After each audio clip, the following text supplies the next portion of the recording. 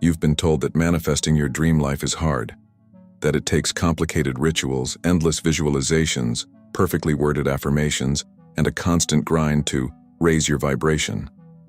But what if I told you that quantum manifestation is actually stunningly simple? So simple, in fact, that almost nobody does it correctly. You are living inside a quantum field right now. A field that is infinite in possibility. A field that responds not to your effort, but to your alignment. And yet, most people approach manifestation like it's a fight. They try to overpower their current reality with willpower. They repeat affirmations they don't believe, visualize outcomes they secretly doubt, and force themselves to think positive while their body is still locked in fear, scarcity, and stress. And this is where the whole system collapses. Because in the quantum world, forcing is friction. Let's strip this down to something beautifully simple. Quantum manifestation is not about getting what you want. It's about collapsing the version of reality where you already have it. It's not about changing the external world first. It's about embodying the internal signal that pulls that world toward you. The quantum field holds every possibility: success and failure, abundance and lack, love and loneliness, health and struggle. All of it already exists as waves of probability. But here's the kicker. The wave doesn't collapse into your lived reality until it meets a coherent observer. That's you. Your focus, your attention, your emotion. They are the sculptors of reality. But most people are caught in a loop. They're observing from fear. They're focusing on what's missing. They're vibrating in the frequency of lack while trying to pull in abundance. And in the language of the quantum, this is noise, not signal. You've been taught to chase what you want. But the real art of manifestation is to become the version of you that no longer needs to chase. It's the version of you that remembers, I am already entangled with the life I desire. The field is waiting for my signal. My job is not to push harder. It's to become clearer. So why don't people do this? Because simplicity is disarming. Because letting go feels unnatural. Because surrendering the chase feels like giving up. But here's the paradox no one talks about. The moment you stop needing it so badly, the field can finally deliver it to you. Let me give you an example. Think about a time when something came to you effortlessly. Maybe you ran into the perfect person by accident, got an opportunity you weren't even seeking, or had a breakthrough idea when you weren't trying. What's the common thread? You weren't gripping, you weren't forcing, you were open, aligned, available. That's quantum manifestation at work, whether you realized it or not. You see, the quantum doesn't care about your words. It reads your energy. You can say I am wealthy 1,000 times, but if your body is still broadcasting fear, if your heart is still clenched in scarcity, if your nervous system is still addicted to struggle, the field will mirror that chaos back to you. Not because it's cruel, but because it's precise. So here's the radical shift. Quantum manifestation begins when you stop focusing on getting and start focusing on being. You become the signal. You embody the vibration. You let your state lead, not your effort. But that raises a critical question. What exactly does the quantum field respond to? Is it just thoughts, emotions, beliefs, actions? And how do you align these layers so they're not sending mixed messages? This is where most manifestation teachings fall apart. They focus on just one piece, usually thoughts or feelings, without addressing the deeper coherence of the system. They tell you to think positive without addressing the trauma stored in your body.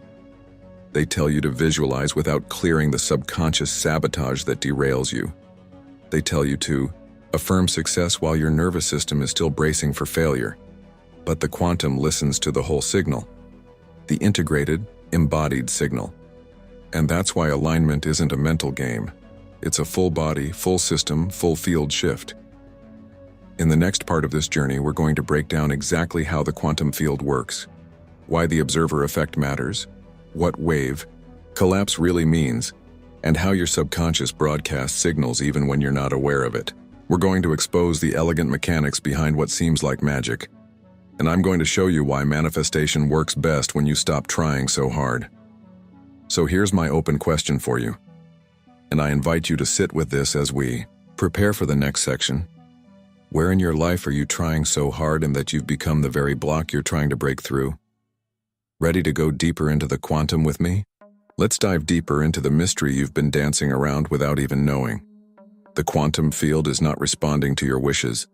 It's responding to your coherence. At its heart, quantum manifestation is not about thoughts alone, or emotions alone, or even actions alone. It's about how these three align into a coherent signal that the field can read without distortion. Think of the quantum field like a cosmic translator. When your thoughts, emotions, and actions are aligned, the message is clear, the vibration is steady, and the field responds almost instantly. But when you're thinking one thing, feeling another, and doing something completely disconnected, the message gets scrambled. The field mirrors back not clarity, but chaos. This is where the observer effect comes in, a cornerstone of quantum physics. At the quantum level, particles exist in a state of pure possibility, what we call a wave function. But when an observer, you, focuses on a particular possibility, that wave collapses into a fixed event. Reality solidifies, choices crystallize, the unseen becomes seen. But here's the catch. The observer is not just your conscious mind. The observer is also your subconscious. This means that even if you consciously want abundance, if your subconscious is wired for survival, scarcity, or fear, the field picks up on that hidden broadcast. Your subconscious becomes the true observer, collapsing a timeline you didn't consciously choose. That's why so many people feel stuck. They're aligning their surface mind, but ignoring the deep programs running beneath. And in the quantum game, the subconscious always wins, but it gets even more fascinating. Scientists like Joe Dispenza and Bruce Lipton have shown that the heart has its own electromagnetic field, far stronger than the brain's. This heart field radiates out and interacts with the larger quantum field around you. When your heart and brain are in coherence, you're sending out a powerful, unified signal. When they're out of sync, the signal becomes weak and fragmented. This is why trying to manifest from your mind alone so often fails. Without the emotional component, the felt sense of alignment, the quantum field has no clear signal to mirror back. And this is where most people miss the mark. They want to think their way into change, when in truth, they must feel their way into alignment. You can't just tell the field what you want. You have to become the vibrational match to it. That means tuning your body, your breath, your nervous system, your beliefs, your daily choices into harmony. It's not a one-time ritual, it's a living practice. Let's take a real-world example. Imagine you want to manifest love. You can write affirmations, make vision boards, visualize your ideal partner. But if deep down you're carrying wounds of unworthiness, if your nervous system is braced for rejection, if your heart is armored and afraid to open, the quantum field feels that tension. It picks up the contradiction. And what you get back is more longing, more searching, more almost but not quite connections. It's not that the universe is punishing you. It's that it's perfectly mirroring your dominant frequency. So what's the shift? The shift is into coherence, into feeling whole now, into practicing the emotions of what you desire before it shows up, into embodying the state of already having it, so the field can collapse that timeline into form. You become the frequency first, and the form follows. Now, this might sound like a lot, but here's the simple, profound truth.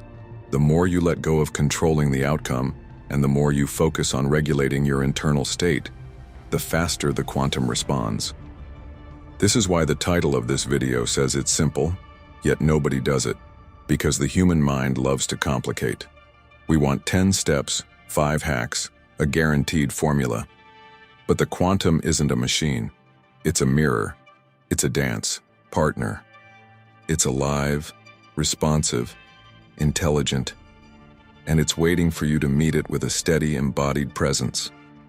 So here's where I want to invite you into this practice. Take a deep breath right now. Notice how your body feels as you listen. Notice where you're holding tension. Notice the stories running in the background, and just for a moment, soften. Let the grip loosen. Let the need to fix, force, and figure it all out dissolve. Feel what it's like to be okay right here, right now, without needing anything to change. This is where your power begins. Before we move on, I'd love to invite you into something that helps anchor this shift. If you're feeling a spark of recognition, if something in you is lighting up right now, hit that subscribe button. Join this space, this conversation, this community, and in the comments, drop one word, just one, that names the energy you want to embody this week. Maybe it's trust. Maybe it's ease. Maybe it's joy. Whatever comes to you first, that's your signal. Share it. Name it. Let it be real. Because the moment you name it, you start to align with it. Are you ready to explore why no one talks about this part of manifestation? The part that's so simple it almost feels like cheating. Shall we move into the next layer?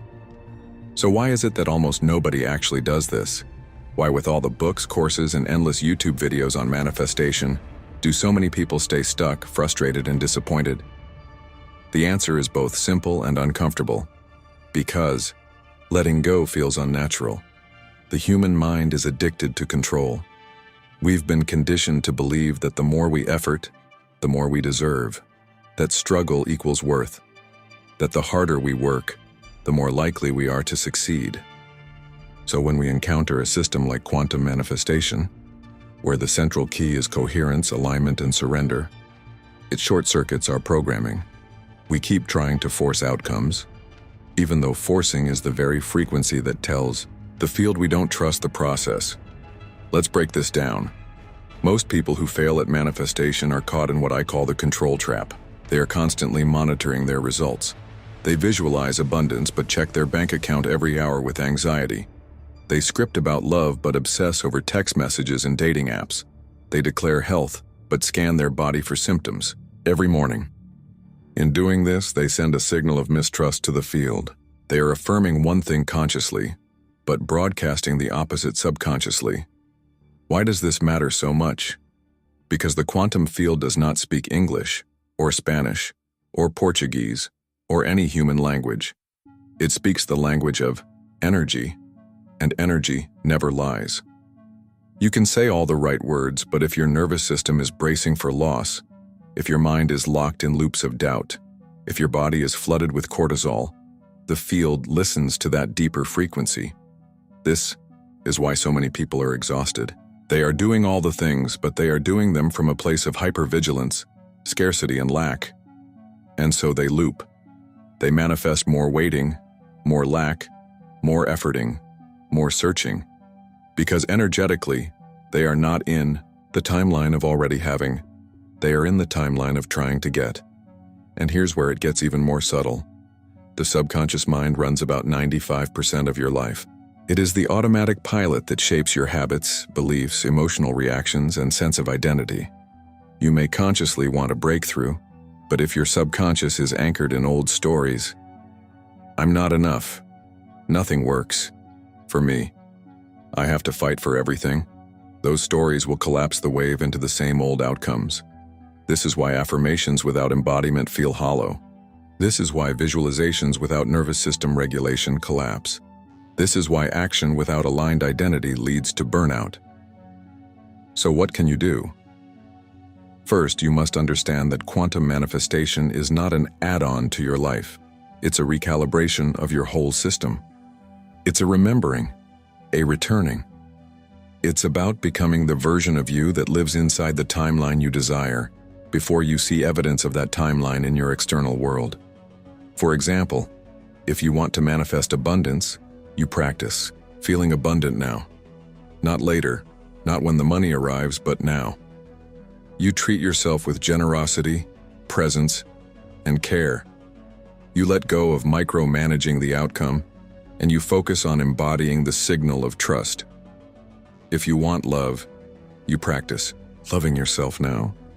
You open your heart, you soften your edges, you become the kind of partner you wish to attract. You stop seeking validation and start living as though you are already enough. Because you are. If you want health, you stop scanning your body for what's wrong, and you begin nurturing what's right. You shift from survival mode into resilience. You practice gratitude for the body you have while gently guiding it toward greater vitality. And here's the paradox. When you stop needing it so badly, it arrives faster. Not because the universe is testing you or playing games, but because you are no longer the resistance. So, let me ask you this. Where in your life are you still holding the steering wheel with white knuckles? Where are you still measuring, tracking, forcing and chasing? What would happen if you loosened your grip by just 10%? Pause with that for a moment. This is not about passivity. It's about shifting from control to co-creation. And that shift, subtle, powerful, revolutionary, is where quantum manifestation actually begins to work. In the next block, we're going to talk about the simple but rarely practiced techniques that can help you realign your system, regulate your state, and become the clearest signal possible to the quantum field. We'll explore how to dissolve resistance without bypassing your real emotions, how to build trust with your subconscious, and how to step into the timeline you desire as though it's already yours. So here's my question for you to reflect on before we move forward. Where in your life are you gripping so tightly that you've become the very block you're trying to remove? So here we stand, right at the edge of the most powerful truth in quantum manifestation, the part almost no one talks about, the part hidden in plain sight. It's this. You don't manifest what you want. You manifest what you are. This isn't just a pretty idea. It's a fundamental principle that shapes how the quantum field interacts with you. The field doesn't respond to your words, your vision boards, or your Pinterest perfect affirmations.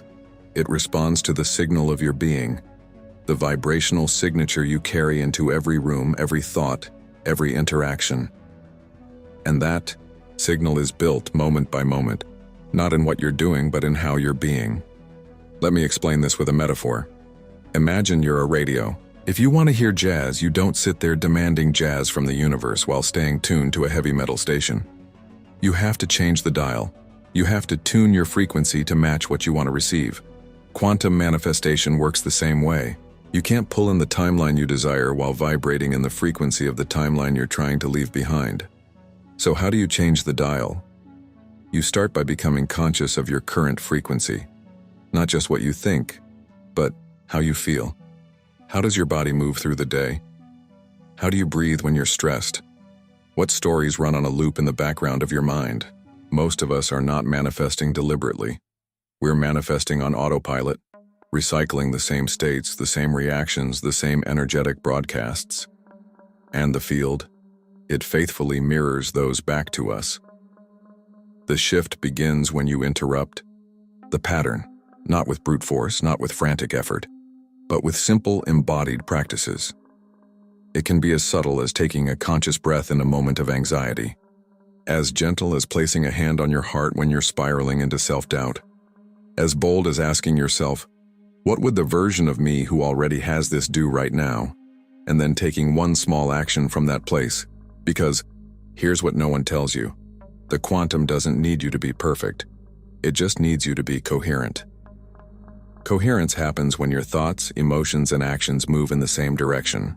It's when you stop saying one thing, feeling another, and doing something else entirely. It's when your whole system hums with a single unified signal. And when you reach that state, even briefly, you create a kind of gravitational pull in the field. Reality begins to bend toward you. But let's get practical. If you want to embody abundance, practice generosity, not just with money, but with attention, with time, with energy. Train your nervous system to feel the sensations of I have enough, even if the numbers in your bank account haven't caught up yet. If you want to embody love, practice vulnerability. Open your heart in small, courageous ways. Be the safe space you're longing to find in someone else. If you want to embody health, practice presence. Listen to your body. Feed it, move it, rest it from a place of respect, not punishment. This is the simple path. And yet, few walk it, because it asks you to go first, to become the frequency before the evidence arrives, to lead with being, not needing. And this brings us to one of the most misunderstood pieces in the whole manifestation conversation: emotional regulation. People assume manifestation is about feeling good all the time. It's not. It's about feeling real all the times and learning to bring your system back into alignment when you wobble. This means welcoming your emotions, not bypassing them. It means holding space for fear without letting it drive the car. It means practicing emotional fluency so you can navigate waves without drowning in them. Here's the truth: you will wobble. You will doubt. You will have days when the old timeline pulls at your heels. That's okay. The power isn't in never falling. It's in how you return. So here's my invitation to you right now. Take a breath. Notice where you are. Ask yourself, what timeline am I tuned to in this moment? Is it the one of fear or the one of trust? Is it the one of lack or the one of abundance? Is it the one of waiting or the one of arrival? No judgment, just noticing. Because the moment you notice, you create a choice point, and choice is the gateway to coherence. In the next block, we're going to pull this all together. We'll explore how to turn these insights into a living practice, how to navigate setbacks with grace, and how to sustain the frequency that collapses your dream timeline into reality. But before we continue, I want to thank you for walking this journey so far. If you're feeling lit up, if you're feeling seen, if you're sensing that something inside you is already shifting, hit that subscribe button. Join this space, this community, this conversation. And in the comments, drop a word that captures your intention right now. Maybe it's allow, maybe it's expand, maybe it's flow. Whatever it is, that word becomes your signal to the field. Here we are, the final piece of the puzzle. And I want you to really hear this. Manifestation is not a performance. It's a practice. It's not something you master once. It's something you live, moment by moment, choice by choice. So many people get stuck in the mindset that manifestation is about doing more, hacking the system, perfecting the formula. But in truth, the most powerful manifestors aren't the ones who know the most techniques. They're the ones who have learned how to hold a coherent state, to regulate themselves back into alignment when life inevitably shakes them. Because here's the reality: you will face moments that test you. There will be days when fear creeps back in, when old patterns whisper in your ear, when the timeline you're trying to leave feels like it's pulling you back. And in those moments, you'll be tempted to go into control mode again, to push, to force, to micromanage. But the real mastery is this: can you stay in the frequency of trust even when the evidence hasn't arrived yet? Can you hold the vibration of "it's already done" while the world still looks the same? Can you become so anchored in the new timeline that the old one no longer seduces you? This is where embodiment becomes non-negotiable. So let's make this practical.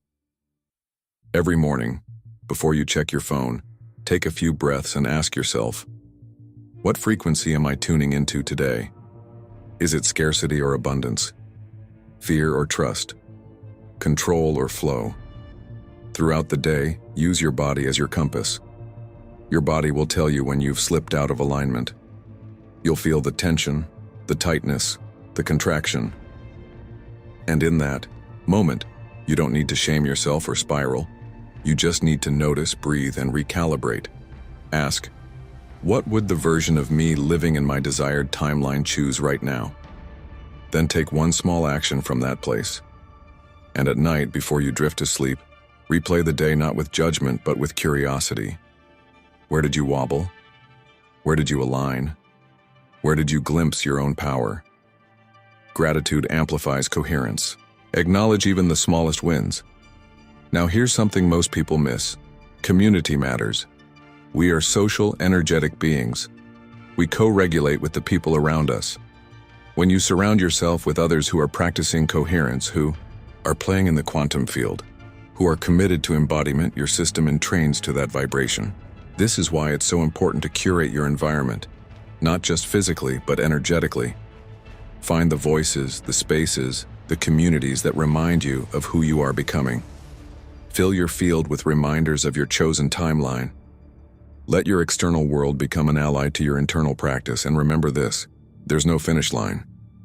The point isn't to arrive and then stop. The point is to live inside a continuous unfolding, where you become the living edge of your own evolution, where you don't just manifest things, but you become someone who lives as a creator, a co-creator, a conscious participant in shaping reality. Because here's the most beautiful part: the quantum field is not separate from you. It's not something you manipulate from a distance, it's something you're entangled with. You are the field. You are the wave. You are the observer and the observed. So when you tune your frequency, you're not just asking life to meet you, you're becoming the version of life you've been seeking. I want to leave you with this invitation. In the comments, drop one word that captures the energy you're choosing to carry forward after this video. Maybe it's alignment, maybe it's ease, maybe it's power, maybe it's something uniquely yours. Let that word be a small but profound declaration, a quantum seed you plant not just in this space, but in yourself. And if this video has stirred something inside you, if you felt a shift, a remembering, a spark, I warmly invite you to subscribe. This isn't just a channel, it's a living space, a gathering point for those ready to step into their own creative power. When you hit subscribe, you're not just joining a list, you're joining a movement of minds and hearts reshaping what's possible. Thank you for walking this journey with me. Thank you for your presence, your attention, your energy.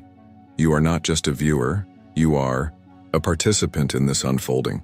Keep tuning, keep aligning, keep playing in the field, because when you do, the quantum responds.